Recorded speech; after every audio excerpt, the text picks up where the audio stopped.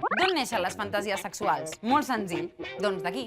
Sí, de la nostra imaginació. Nosaltres mateixes ens creem històries amb contingut sexual per excitar-nos. Ens podem inspirar en coses que hem viscut i recordem, o bé coses que hem vist o sentit. Heu vist que guai? Ens podem excitar quan volem només utilitzant la nostra imaginació.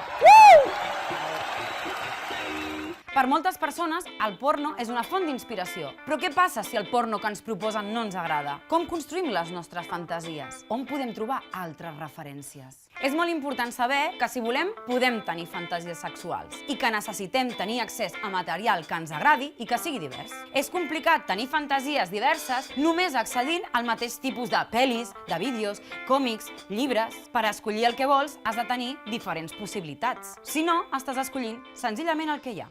Igual. Oh, quina sorpresa. Igual. Ja, hem de fer. No podem tenir fantasies sexuals que no podem imaginar i no és possible imaginar allò que sembla no existir.